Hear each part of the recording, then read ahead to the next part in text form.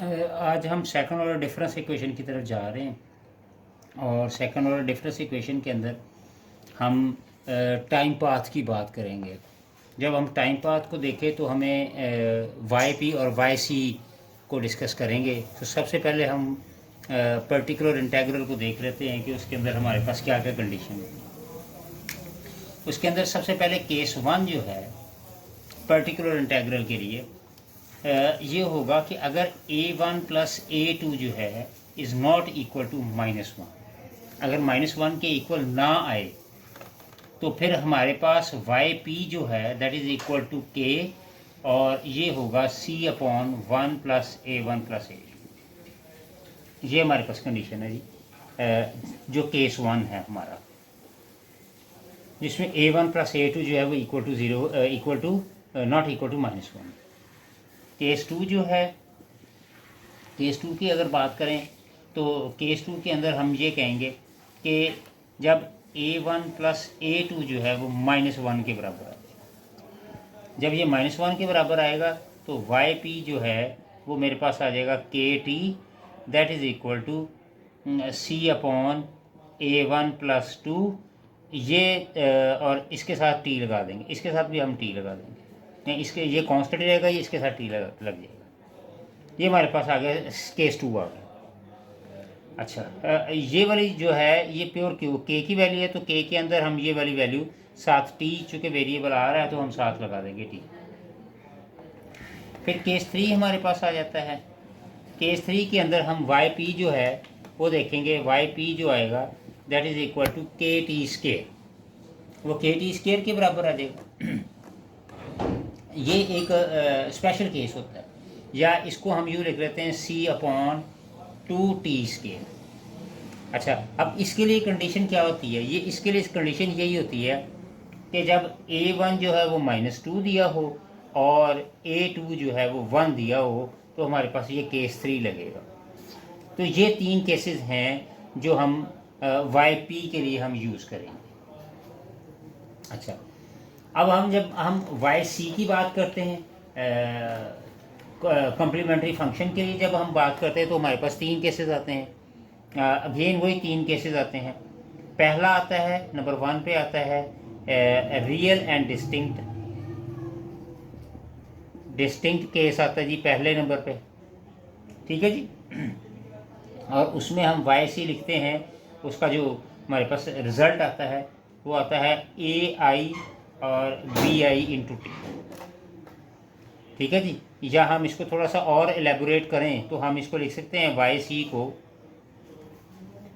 कि a1 b1t plus a2 b2t, और जितने भी आ रहे होंगे प्लस 1, ऐसे हम इसका आंसर लिखते चले जाएंगे जब केस रियल और डिस्टिंक्ट में होगा। नंबर 2, जब रिपीटेड केस होगा। रिपीटेड केस के अंदर, अब रिपीटेड केस के अंदर ये होगा कि आपका जो वाई सी जो होगा वो a1 b1t होगा, ठीक है जी। और ये पावर में है, ये पावर में है बेसिकली, ठीक है जी, ये भी पावर में है। b1t प्लस जो जो नेक्स्ट चूँकि रिपीट हो रहा है इसलिए ये आएगा a2t आ जाएगा साथ b2t, और जब ये थर्ड वैल्यू अगर कहीं आ जाए तो ये आ जाएगा टी स्केयर आ जाएगा और b की पावर t आ जाएगा। तो ये दो केसेस हैं जो कि हम रिपीटेड केस में देखते हैं। और अब केस 3 जो है वो कौन सा है, वो हमारा कम्प्लेक्स केस होता है जी, कम्प्लेक्स केस। और वाई सी हमारे पास आएगा आर की पावर टी और a1 कॉज थीटा टी आ जाएगा plus a2 sine theta T आ जाएगा, ठीक है जी। ये हमारे पास लिखा गया। अब हम कोई भी यहाँ पे वेरिएबल लाइक कोई भी हम यूज़ कर सकते हैं, उसमें हम v भी यूज़ कर सकते हैं, h भी यूज़ कर सकते हैं, वट जो हमने लास्ट वीडियोस के अंदर यूज़ किया हुआ है, h और v यूज़ किया हुआ है। अच्छा, अब ये तो थे वो केसेस जो हम न्यूमेरिकली इनको सॉल्व करेंगे। अब न्यूमेरिकली के से हट के वो केसेस जो हैं जिसमें हम टाइम पाथ कन्वर्जेंस की बात करेंगे, डायनामिक्स की बात करेंगे, डायनामिक्स ऑफ टाइम पाथ, ये बहुत इंपॉर्टेंट होता है कि आपका टाइम पाथ की क्या एक्चुअल केस क्या है। अब केस वन क्या है इसमें, सबसे पहले मैं केस वन रियल और डिस्टिंक्ट को बात करता हूँ। देखिए रियल और डिस्टिंक्ट में अगर B1 जो है और B2 दोनों, B1 और B2 अगर ग्रेटर देन 1 आ जाए, कहीं भी किसी भी सूरत में ग्रेटर देन 1 आ जाए, तो फिर हमारे पास क्या होगा, ये जो YC होगा वो क्या हो जाएगा, वो एक्सप्लोसिव हो जाएगा, एक्सप्लोसिव। और क्या होगा, और ये डाइवर्जेंट होगा, डाइवर्जेंट। ठीक है जी। और अगर इन दोनों में से दोनों ही B1 और B2 लेस देन 1 आ जाए, लेस देन 1 आ जाए, तो फिर YC जो है टाइम पाथ जो है वो कन्वर्ज हो, कन्वर्ज यानी टाइम पाथ की तरफ मूव करना शुरू हो जाएगा। ये टाइम पाथ से स्टेबल इक्विलिब्रियम से अवे जाएगा और ये स्टेबल इक्विलिब्रियम की तरफ जाएगा, कन्वर्ज हो। और इसी के अंदर थर्ड केस जाता है कि अगर B1 जो है यानी इन दोनों में से कोई एक केस, B1 जो है वो ग्रेटर देन 1 आ जाए और B2 जो है वो लेस देन 1 आ जाए, दोनों में से कोई एक केस आ जाए, तो फिर क्या होगा, इसमें से ये सबसे इंपॉर्टेंट है जो कि मुश्किल काम जो है इसी का ही है। B1 ग्रेटर देन 1 और B2 less than 1, greater than 1 जो होगा ये होगा डाई डाउनवर्ड होगा, डाई डाउन होगा, और ये वाला हिस्सा जो है वो डोमिनेंट पार्ट कहलाएगा, डोमिनेंट पार्ट कहलाएगा।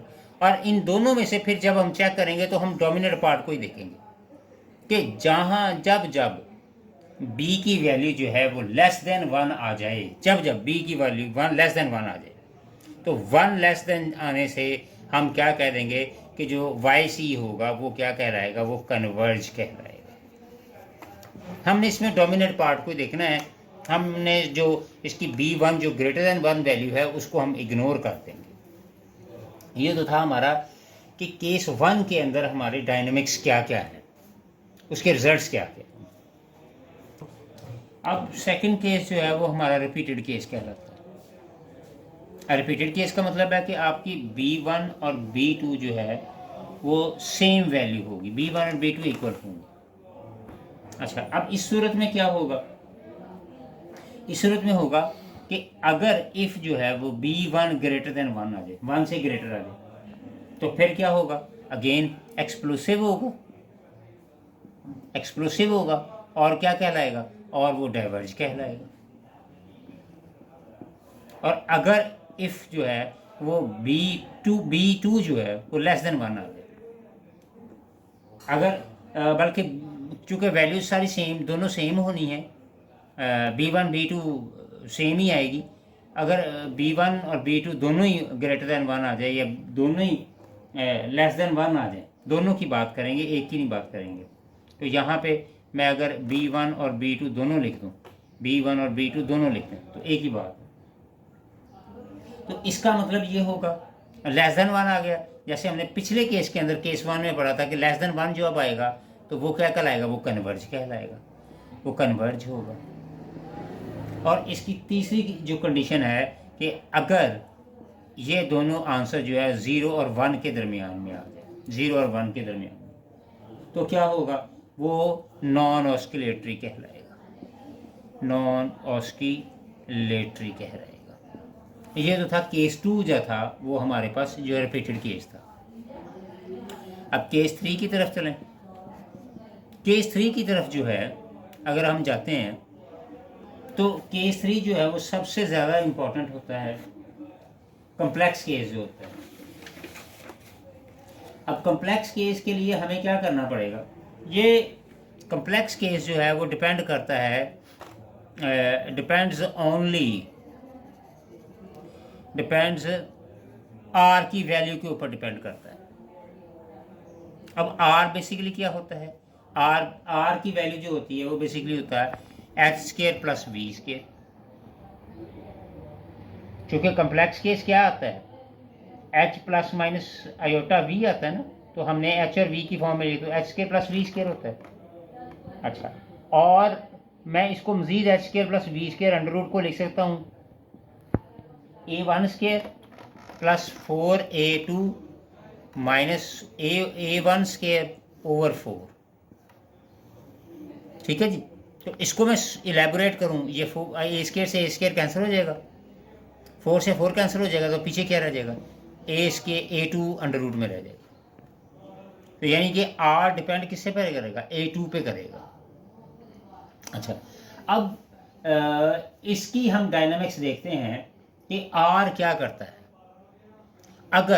अगर r की वैल्यू, अगेन मैं कह रहा हूँ, लेस देन 1 आ जाए, अगेन r की वैल्यू क्या आ जाए, लेस देन 1 आ जाए, तो ये क्या होगा, टाइम पाथ फिर क्या होगा, कन्वर्ज होगा, कन्वर्ज होगा, टाइम पाथ कन्वर्ज होगा। अब इसकी एक एग्जांपल ले लेते हैं ताकि आपको फिर अंडरस्टैंडिंग में ज़रा आसानी हो जाएगी। लेट्स से कि मेरे पास एक टाइम पाथ आया, वाई टी आया मेरे पास, 1/2t और a cos π/2t plus a1 plus a2 sin π/2t plus 3 आ गया। ये मेरे पास लेट्स से कि मेरा एक आंसर आया। अब इसमें देखें, इस सारे क्वेश्चन के अंदर ये जो 3 है ये वाई पी को रिप्रेजेंट कर रही है, और ये जो 1/2 है ये r को रिप्रेजेंट कर रही है। r किसको रिप्रेजेंट कर रहा है, 1/2।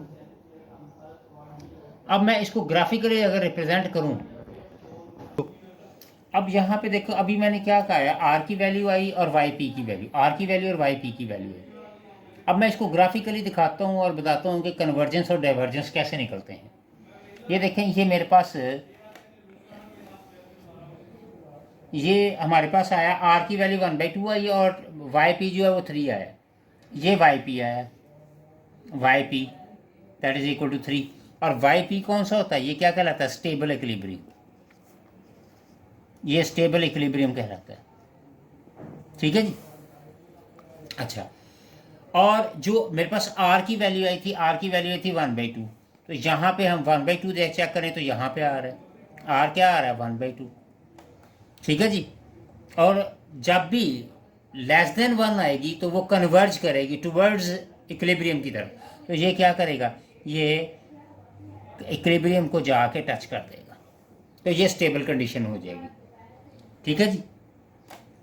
अच्छा, ये तो था जब r जो है वो लेस देन 1 आ जाता। अब जब r व्हेन, अब केस दूसरा, इसी के अंदर केस दूसरा, जब r ग्रेटर देन 1 आ जाए। अब जब r ग्रेटर देन 1 आ जाएगा तो मैं एक और इसको एग्जाम्पल के साथ, ग्रेटर देन 1 आ गया तो ये तो हमें पता लग गया कि ये डाइवर्जेंट है, ये तो क्लियर हो गया ना कि ये डाइवर्ज करेगी।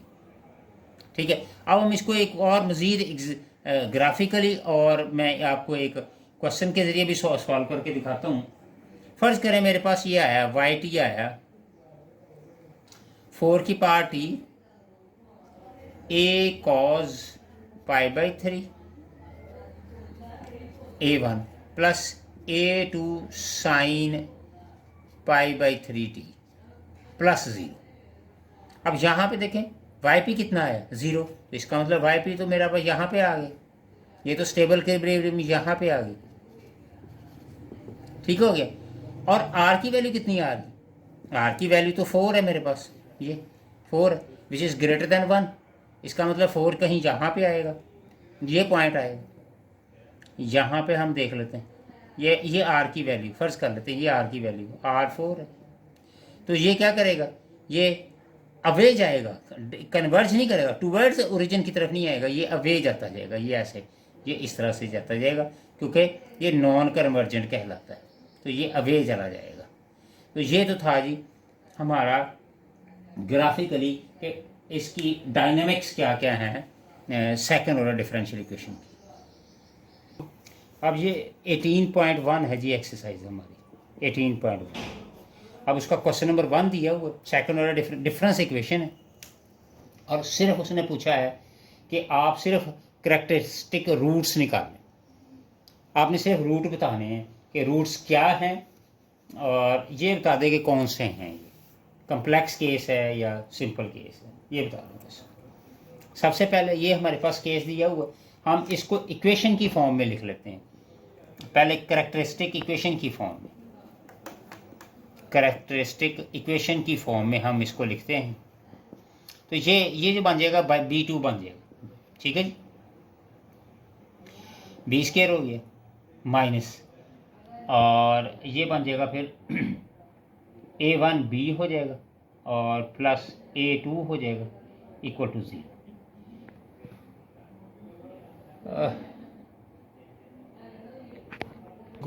अब हम इसको लिखेंगे B स्क्वायर माइनस B और ये +1/2 इक्वल टू 0।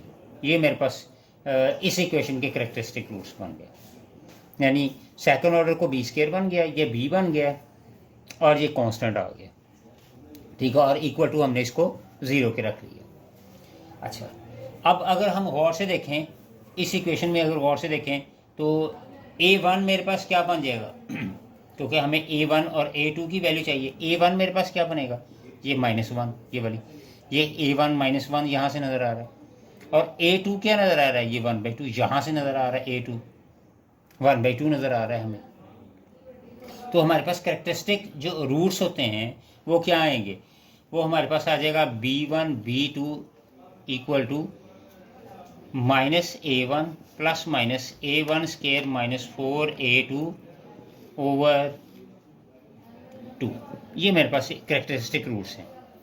अब A1 की वैल्यू कितनी आई, -1, ये -1 का होल स्क्वायर -4, और A2 की वैल्यू कितनी है 1/2, अपॉन में क्या आ गया 2 आ गया, ये 1 आ गया, ये क्या आ गया 1, ये कैंसिल आउट हो गया, -2 आ गया, अपॉन में 2 आ गया, ये 1 प्लस माइनस, तो ये -1 बच गया, √/2 आ गया। -1 को हम अयोटा स्क्वायर जो होता है वो -1 के बराबर होता है, तो हम इसको लिख सकते हैं अयोटा स्क्वायर, अपॉन में 2 आ गया, तो ये लिखा गया 1 प्लस माइनस अयोटा/2।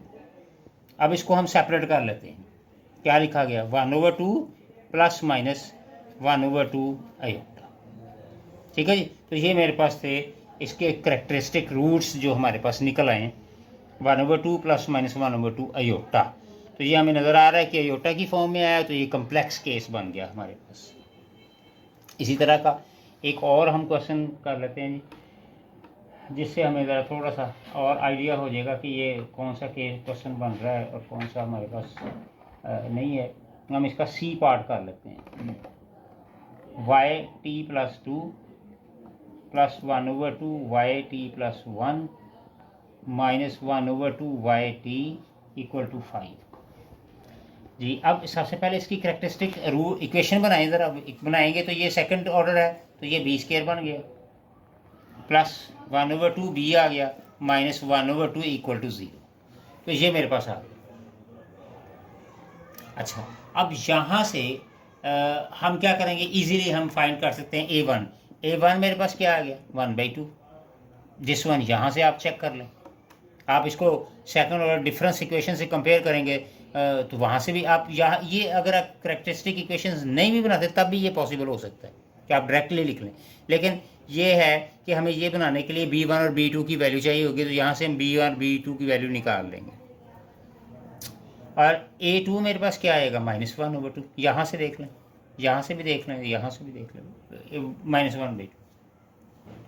अब B1 B2 minus A1 plus minus A1 square -4A2 square root over 2। A1 मेरे पास क्या आया 1/2, ये 1/2 का होल स्क्वायर -4A2 कितना आया जी -1/2, अपॉन में क्या आ गया 2 आ गया, -1/2 ये स्क्वायर होके 1/4 हो गया, ये इसे कैंसिल आउट हो गया, +2 आ गया, अपॉन में 2 आ गया। अब इसको आप एलसीएम ले लें, तो एलसीएम लेंगे तो 4 आएगा और ये 8, तो 9/4 आ गया, 9/4 अपॉन में 2 आ गया। तो 1/2 में ये डिनोमिनेटर वाला साइड पे लिख दिया, पीछे रह गया -1/2 प्लस -9 रूट, और 4 का जो है वो क्या आएगा, वो 2 आ जाएगा। तो 1/2 ये 2 एलसीएम ले लें, -1 प्लस -9 का कितना आएगा, 3 आ जाएगा। ठीक है जी। अब इसके आप दो केसेस बना लें, तो इसके दो केसेस कैसे बनेंगे, 1/2 -1 प्लस 3/2 और 1/2 -1 -3/2। तो ये बन गया, इसको सॉल्व किया तो 2 आ गया, और नीचे मेरे पास आ गया /2 और 1/2, ये कैंसिल हो गया तो क्या आ गया, 1/2 आ गया। इसी तरह से ये 1/2 आया और ये -4/2 आ गया, तो ये कैंसिल करेंगे तो ये 2 रह गया, तो ये 2 से ये 2 कैंसिल हो जाएगा, तो ये आ गया -1 आ गया। तो रूट मेरे पास क्या आ गया, एक 1/2 आ गया और एक -1 आ गया। तो ये हमारे पास कैरेक्टरिस्टिक रूट्स आ गए, जो कि हमें नज़र आ रहा है कि ये डिस्टिंक्टिव केस की फॉर्म में आ रहे हैं। Thank you.